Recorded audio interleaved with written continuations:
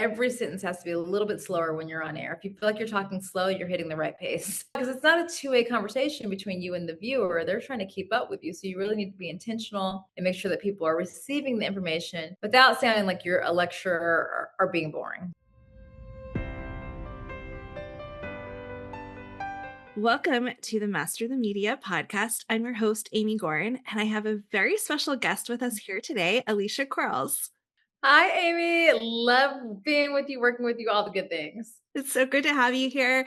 Alicia is our broadcast instructor for Master the Media, and she is also the host of and producer of her own TV show in Charlotte, North Carolina. I'll let you introduce yourself before we dive in. Okay, yeah, hi. So yeah, I'm the broadcast coach for Master of Media. Been working with Amy for a couple years, but I also executive produce and co-host Positively Charlotte, and it's about the best people and places and things in the Carolinas and beyond. And it's amazing. I've been down there to see the studio myself.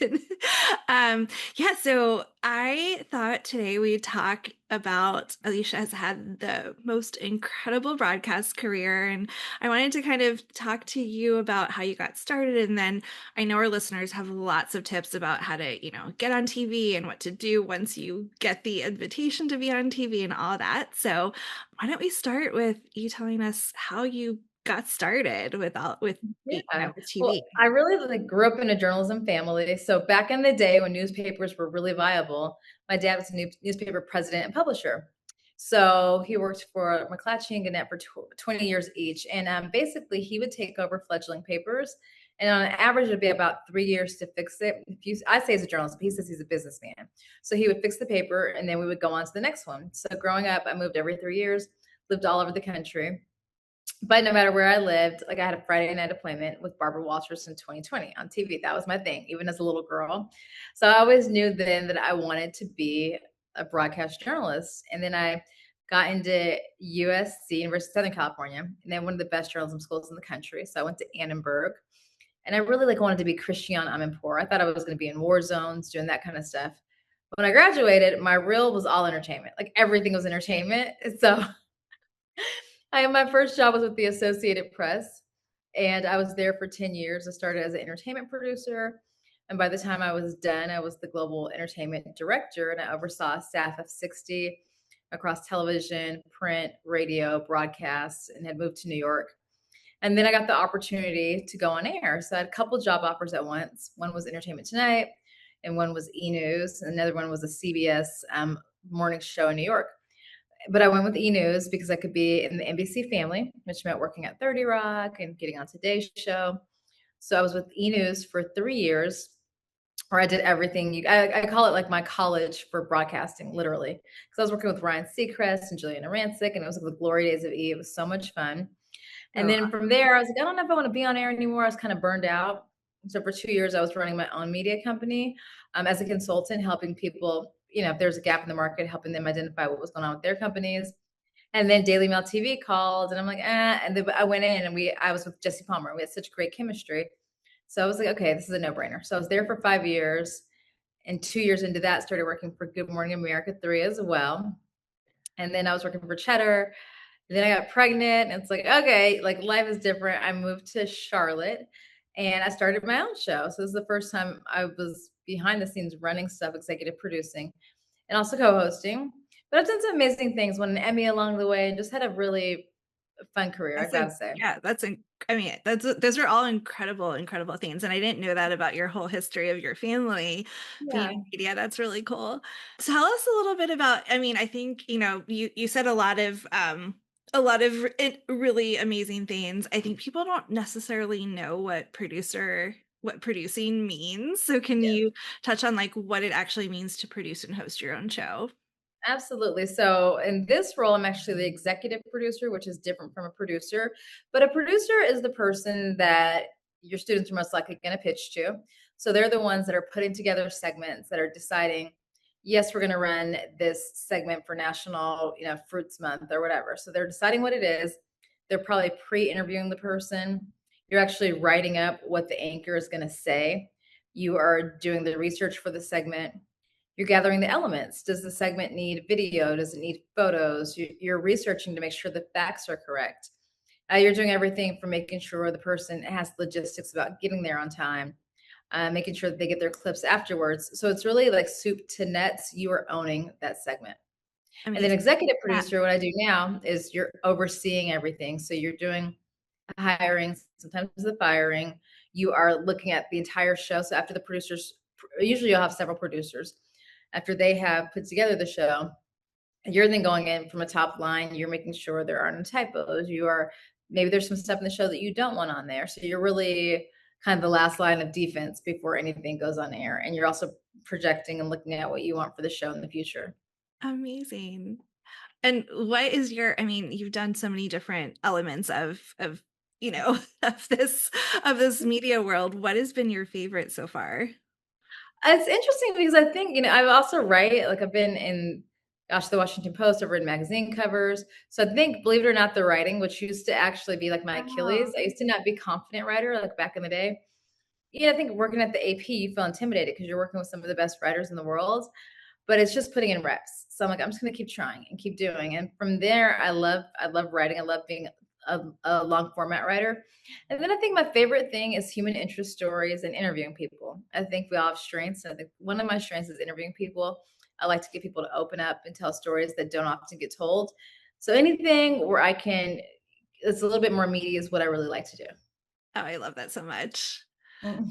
So let's talk about, I mean, you went from like what were the differences between being, in New York City and being on Good Morning America 3 and I'm sure that was a little bit more crazy because New York City Yeah. is so bustling like versus like what it's like now. Well, yeah, I think like when you're in it, New York is so crazy. And at the time I was like towards the end of my time in New York, yeah, I was working for Good Morning America 3. I was getting up super early working for Cheddar TV. So I would get up at like 4 a.m., go to do that. Then I would go to Daily Mail. Then I would go to GMA 3. So it was just like nonstop. But it didn't feel at the time in my mind. Eventually, it was not good for my health, mental health. But at the time in my mind, that's what New Yorkers, you just go, go, go. A lot of it was fun. You get the glamour side. You're getting picked up in the black cars. You're getting your hair and makeup done. A lot of it is reading scripts on your phone in the car. You're like editing on the go. And I did definitely learn the art of compartmentalizing because if you are doing so many different jobs, you have to be hyper focused. And so I think that that's a great skill set that I've transferred down here is I can hyper focus. Like I can do something really well and then move on to the next and don't bring it with me. And so coming here, the first year I was here, I was still working for GMA 3, so I was going back and forth to New York. So it was interesting because they're two different lifestyles. So I was like, I was constantly trying to like switch my brain.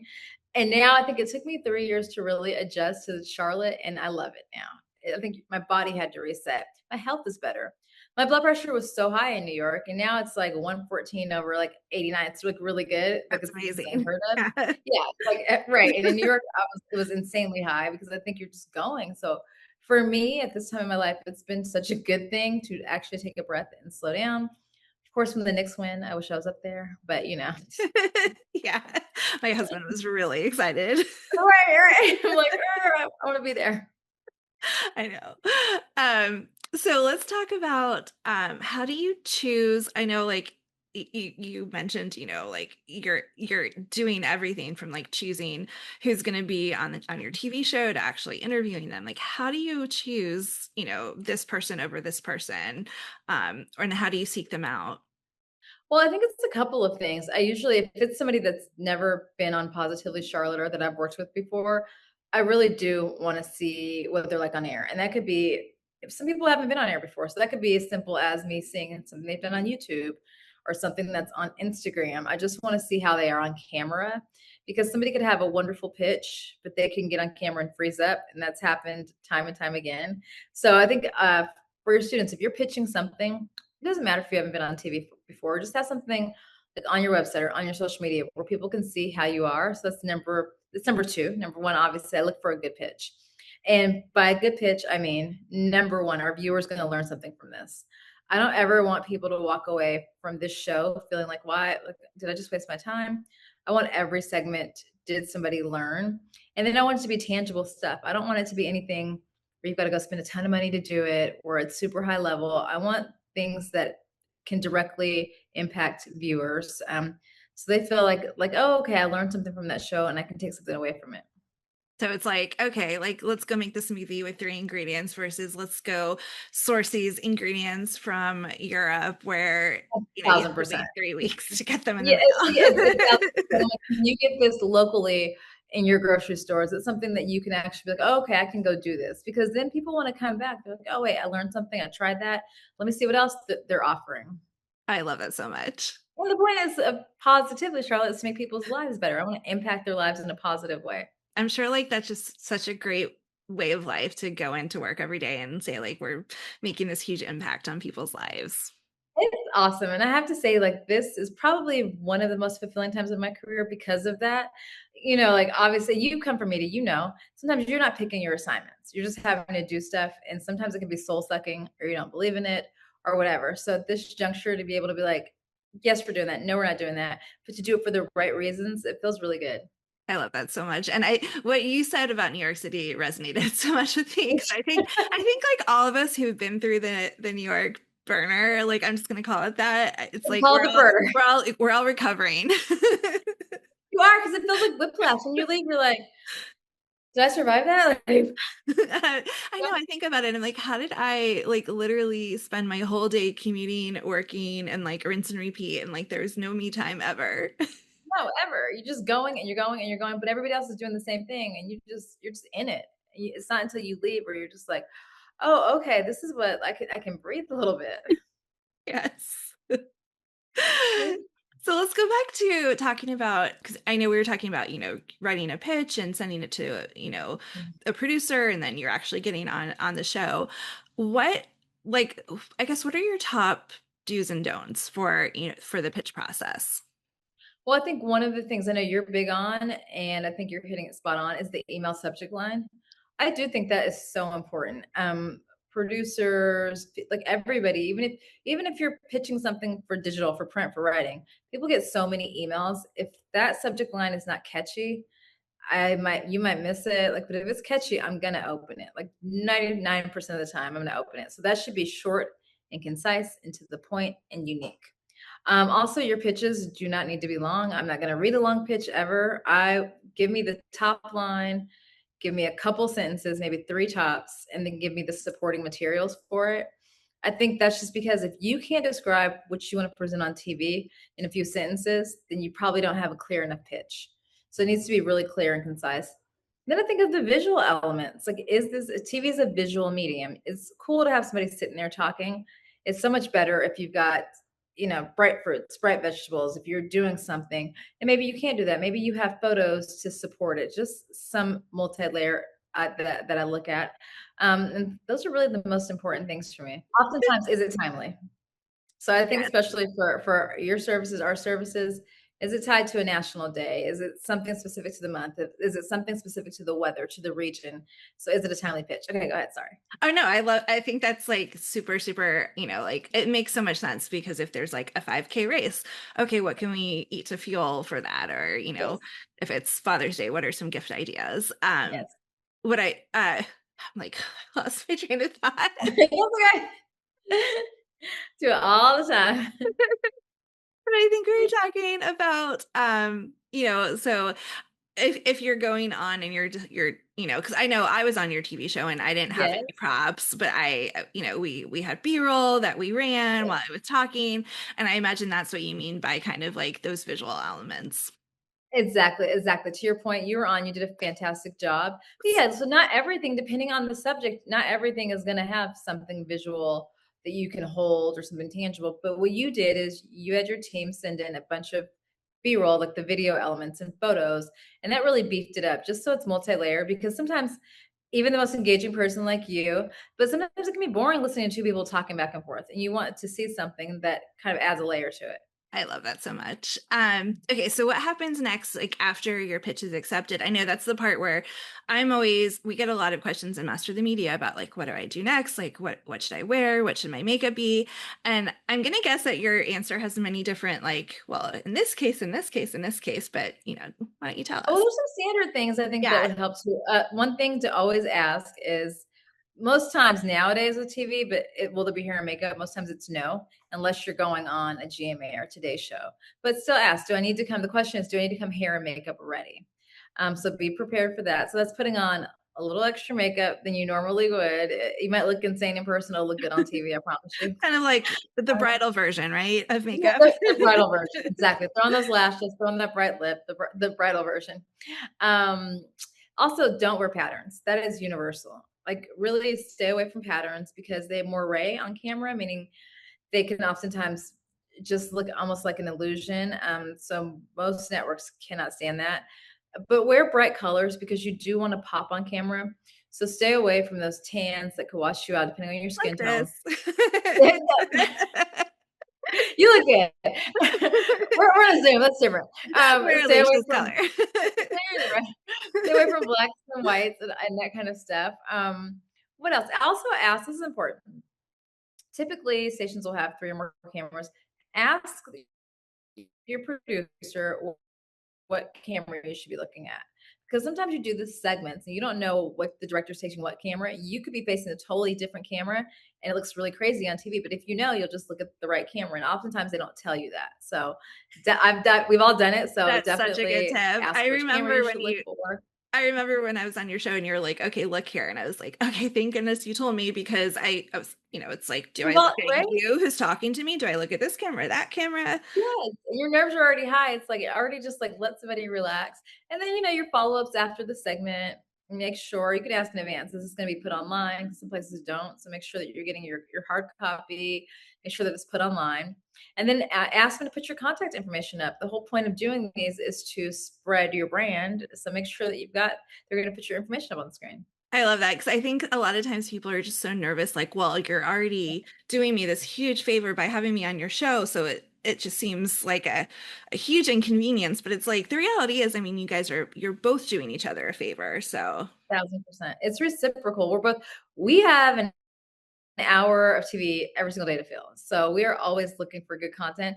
So I know, yes, to your point, like you're like, oh, I got booked, like you're afraid to ask for anything else. No, ask for what you need, and that's not a big ask or a heavy ask. It takes somebody 2 minutes to add that information, but sometimes yeah, if you don't ask, you don't get it.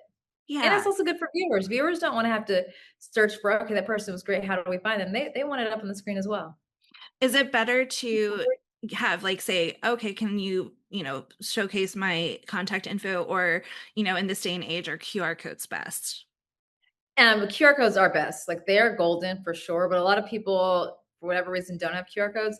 I would say for sure have a QR code, but then have the backup because some places don't have the ability to put QR codes up still. It's ridiculous. So QR codes first and foremost. Okay, you guys hear that because it takes like 2 seconds on Canva. You can make a QR code for free in, Yep. less than 30 seconds. So Great advice. That's great advice. okay, so how soon should you follow up and, pitch more ideas once you have been on a show?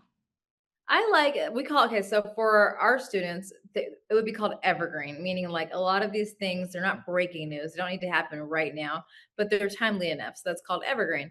So I would pitch those about a month ahead of time. So say you're tying it to back to school. I would be pitching that in mid-July or so. Mhm. 'Cause a lot of school, at least down here, a lot of places go back mid-August.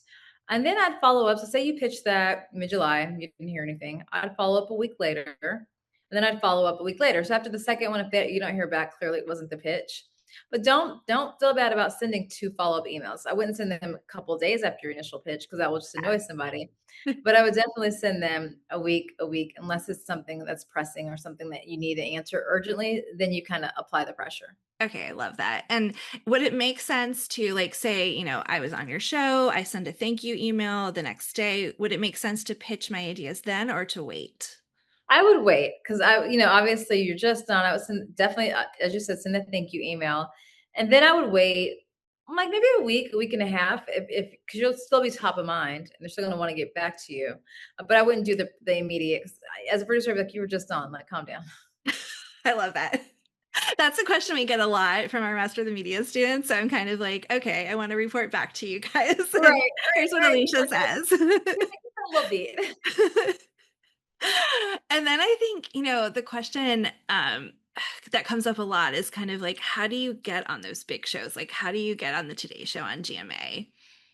It's like literally through producers, honestly. And I Yeah. know it's Sometimes it's hard to meet them in person. We used to have meetups, but you need to find out specifically who the producers are, and that's going to just take some internet sleuthing, but you can.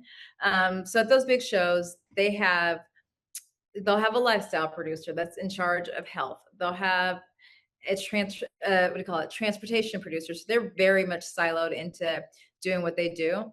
And it's as simple as look at the credits at the end of the shows. You can find out who's producing. So you got to do a little sleuthing, and then start pitching them. So you don't have to have like, tons and tons and tons of TV segments. You really don't. You really don't have to have like, I've done this, I've done that, I've done that. They're gonna look at, is this a good pitch? They're definitely gonna want to see what you're like on air. Have you done anything as far as that? But if it is a really good pitch, because think about it, they've got a ton of hours to fill too. It's not just GMA. They're doing stuff for Hulu. I mean, everybody's wearing multiple hats. So maybe they're gonna start you on digital and see, like, see how that goes and move you up. But they've got to fill a lot of time as well. That's a really good point. Like I've done back when Facebook Lives were more of a thing, like I've done like Facebook Lives and studio for NBC, and it wasn't on TV, but it was still NBC, and that's really cool. Exactly. Yeah. Exactly. So so awesome. Okay, so I would love to hear, kind of your thoughts on, because we talk a lot in Master of the Media about sponsored TV segments, and I love them because it's kind of one of the last standing ways to guarantee media to brands. But every station does them differently. Kind of like ask permission, or so let's talk a little bit about that. And I know probably the way your station operates is a little bit different than some other stations, but Yeah, how well, does that so process go? I love this subject. Yeah. Our show is probably 30% sponsored content and probably 70% editorial, but we're super transparent about it. Our show is meant to, if you want to advertise, you come to us. So that's what our show is meant to be. And we're very transparent about it. There's FCC rules, obviously. So we'll put up there sponsored by. But even though you'll see the sponsored by bug, my whole goal of this show is if you're watching sponsored content, I want you to think you're watching editorial, meaning I'm going to be transparent, but I want you to be so engaged that you're like, this doesn't feel sponsored. And that's just how you go about producing it. So I think sponsored content is win-win. I think there's people that, listen, there are experts out there that need to make money. I think shows need to make money. So I think if it's the right thing and it aligns, are we going to go do a tire sponsorship? Probably not, but maybe, you never know. But we try to do things that fall in line with our audience, which is mostly women, college educated, blah blah blah. So that's what we try to make sure that it makes sense. That's awesome. And I guess so from what a lot of our students in Master of the Media end up doing is kind of like, okay, they'll pay for the airtime, and then they'll get, Mhm. 1 to 2 to 3 different brands on board Right, to, sponsor their, what to eat for a Super Bowl right. party segment. Is that more common from what you see, or is it kind of the brands coming to you, or just a mixture? It's a mixture of both. So we definitely have people that will buy the airtime, and then to your point, they are then having, 3, 4 brands that they're talking about, and it's legal and it's fine to do. And then we have a lot where we're working directly with brands. Okay. So, so and so will come to us, and then they'll have hired you or somebody else to come in and talk about the brand. So it's probably, I would say, probably 70% the brands coming directly to us, 30% people coming directly to us, and then having several brands in it. Okay. So it sounds like you can just go directly to the station and say, I want Oh sponsored yeah. time, and you don't And have like to. most stations, yeah, Yeah. most stations in the country, if you call and ask for their sales department, you can buy airtime most of these places and get your brands on. Which is, kind of amazing that is that It easy. is, and it's just out of necessity. Like, all of us want to be around in this industry, and so you have to do what you have to do. I think the biggest thing is that when you're not transparent with the audience, but as long as you're transparent, your students can call any station, speak with the sales department, and say, "Hey, this is what I want to pay for airtime, and this is what I want to get on air," and they will find a show to slot you in. Will it be on the news? No, because that's ethical lines, but probably in their entertainment show, their lifestyle show, something like that. And what does airtime typically cost? It depends on what market you're in. So it could be as low as 200 up to like $12,000. So it just completely depends on what market you're going for and how much airtime you want. And that 12,000 would be something like a really That's big like a market. LA, that's a New York, Yeah. right? Those are, Yeah. yeah, yeah, yeah. Yeah. Those are like major markets. Yeah. So that, I mean, that's I because a lot of times like brands will come to you, me and then our students and say, can you get us, featured in the media? And it's really hard to, I mean, you can't really promise that unless you're Guarantee doing that. something like a mat release or a press release. But I think TV opens up this amazing door because it's just so transparent. It really does. It's super transparent and you can be very select. You can be selective. If your brands want you to hit a certain audience, you can be selective with going to certain markets, certain shows, and then you can guarantee them because you'll know ahead of time whether you can do this or not. So it's not a guessing game for you. Then you'll know how to price accordingly for your clients. I love that. And do you have people when you're doing like when you have people who do sponsor segments with you, are they always in person or are they sometimes virtual?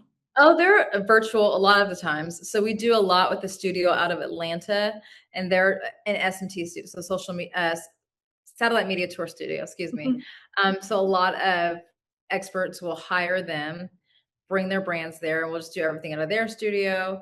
But we're versatile. Sometimes you need to be virtual. Sometimes it's a plug and play, meaning it's already been filmed.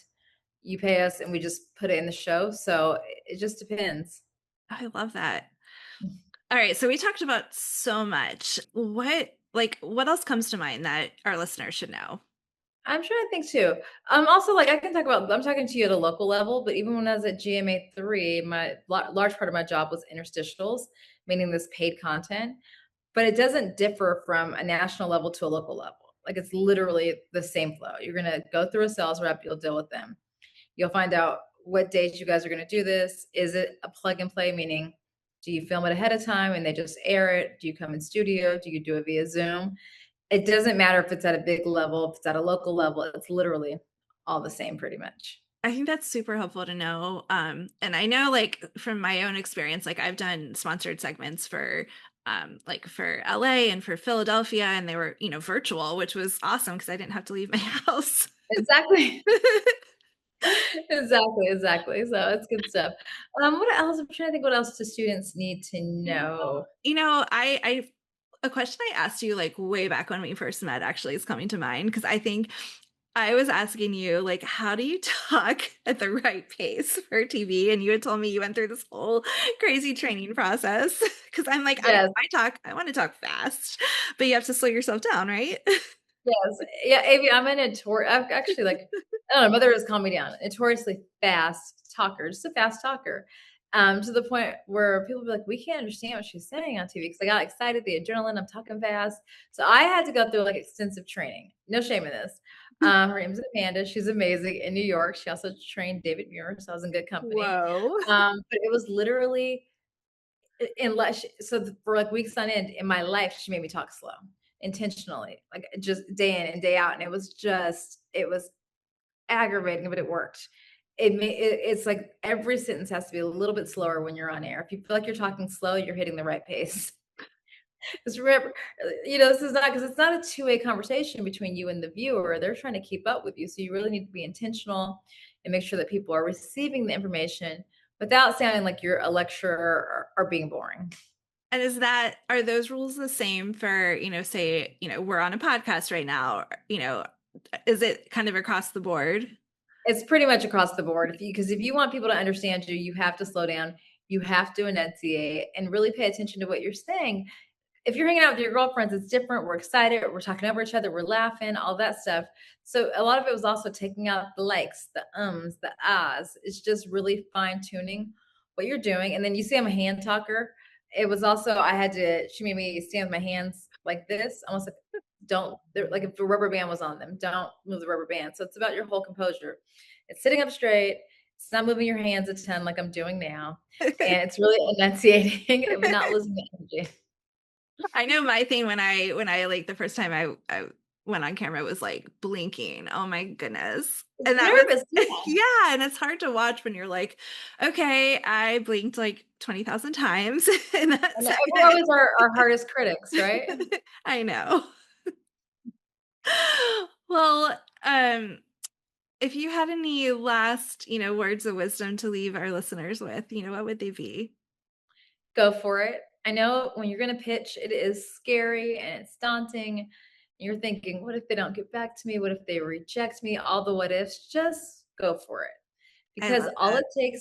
all it takes is one yes. You know, for me, even though I was started at the AP, but I wasn't on air, I was behind the scenes. And I really wanted to be on air. And so I would pitch myself and I would practice doing stand-ups, which is like when you're out, you're like, I'm Alicia Quarles, I'm out in the field. Even though I was producing, I was behind the scenes. I would just make myself because I was shy and I was like, but I want to do this. So just go for it. Just try. What's the worst that could happen? You just I need to try. I love that so much, and I think that's I mean, that's really, like that's a good way to live life in general, like, just Just go go for for it. it. Listen, we've all survived rejection. We'll survive again, but maybe somebody's gonna say, Exactly. And how can people find you and connect with you online? yeah, so the best way on Instagram is just Alicia, ALICIAALQUARLES, and then I'm also on LinkedIn, so just hit me up. Amazing. Well, thank you so much. And for anyone, for you guys who are listening today, if you want to learn more about what you can earn working with brands, like we were talking about those sponsor segments, go to masterthemedia.co/pricing to grab our free pricing guide. Thanks so much, Alicia. Thanks, Amy.